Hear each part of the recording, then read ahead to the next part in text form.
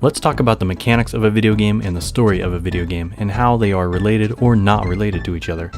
Now, as a general rule with video games, there are no absolutes, meaning never say never and never say always.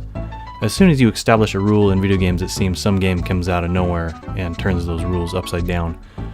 Video games, for the most part, can be a holistic experience, where the game seems like it is just one complete entity all on its own. But we can break a game down into its individual parts to see what makes it whole. Developers have gotten pretty good these days at blending and balancing all the different components of a video game to where we really have to take a good look at all the components with a pretty big magnifying glass. Anyway, let's start with the easy part first. Story. Everybody knows what a story is and what it does. Story or narrative is the context that conveys information from the source media to the audience.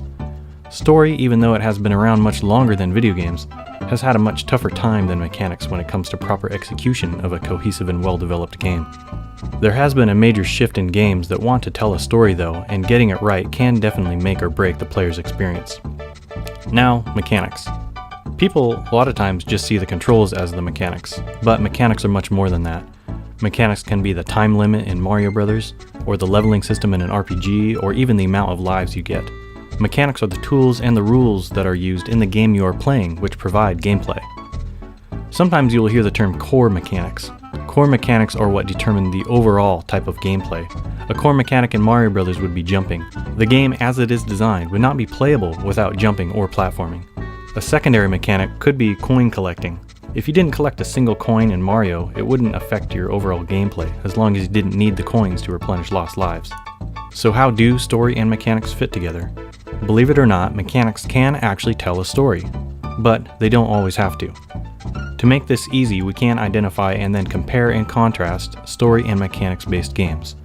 A great example of a mechanics-based game would be chess, where it uses a strict set of rules to establish gameplay, and that's all it really does. Mechanics-based video games that come to mind would be fighting games, sports games, racing games, some strategy games, arcade shooters, and many platformers, also many puzzle games.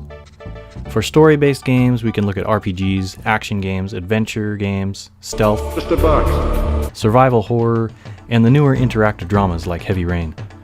Now, there is going to be a lot of crossover amongst these games where a game could go either way, so keep that in mind. This is the part that might get tricky. I'm going to show you 4 ways to look at how story and mechanics in video games relate to each other and give examples for each. First is going to be mechanics-based games with examples of mechanics that don't tell the story. Second will be story-based games with examples of mechanics that also don't tell the story. Third will be mechanics-based games where the mechanics do tell the story.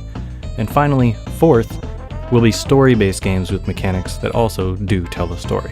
Now, when I say tell the story, it doesn't have to be direct. It can be something metaphorical or symbolic, but still be part of the narrative. It is more like the mechanics support or deliver the story rather than actually being the focus of the story.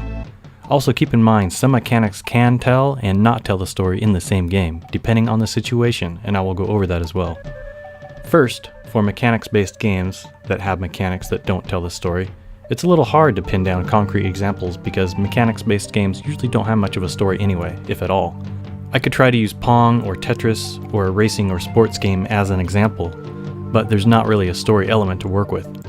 My earlier example of collecting coins in Mario would work though. There is a little bit of story to Mario, which is about rescuing the princess, but the coins aren't needed for her rescue. Many other games where you are simply collecting things usually apply to this example as well. A timer in a video game usually has nothing to do with a story. It is usually just there to provide more challenge to the player. The Sims games, or just about any simulation game, could also fit into this category.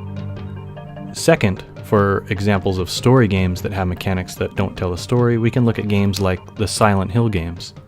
They have pretty good stories, but the tank controls and fighting monsters does not really have anything to do with the actual story.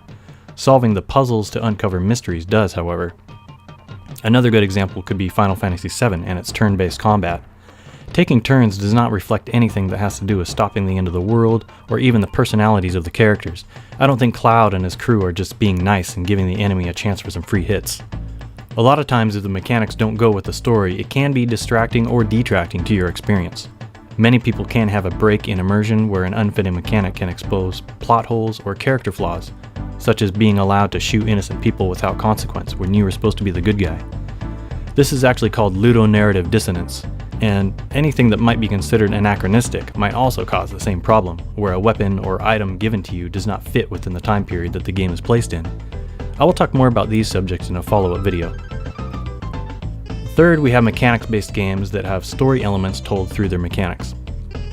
An interesting example could be the original Donkey Kong Country for the SNES, where you can collect bananas, which can help give you lives, but it also fits the story, unlike collecting coins in Mario Brothers.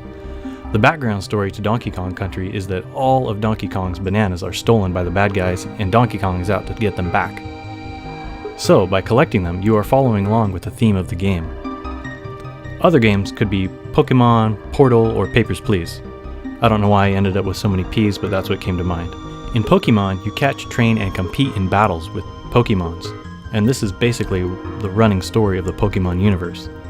In the game Portal, it's basically a big test chamber where you must solve puzzles to advance through its stages.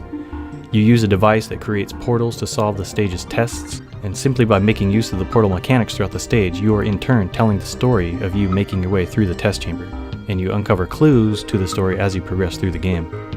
In Papers, Please, you are an immigration officer who has to either allow or deny people from entering your country.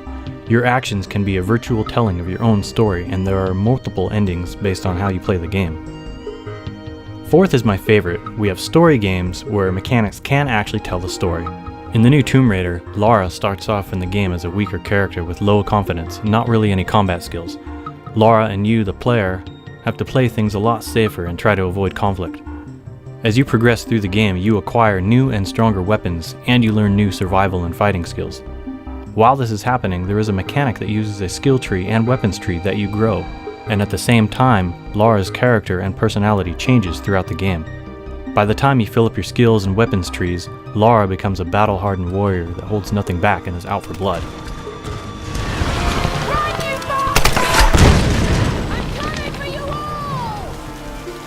Another example could be Shadow of the Colossus. In this game you are trying to save the life of a loved one, and by doing so you have to slay 16 giant beasts known as Colossi. The physical struggles you face with each battle can be metaphorical for the overall struggle the protagonist endures throughout the story as he tries to save his companion. I will go deeper into these examples in another video, but for now all of these examples are certainly open to interpretation. You could even come up with some story playing Pong about the ball being a prisoner in a cell and two guards on each side are trying to keep him in, and he keeps running back and forth trying to escape out a door behind each guard, but that's a bit contrived.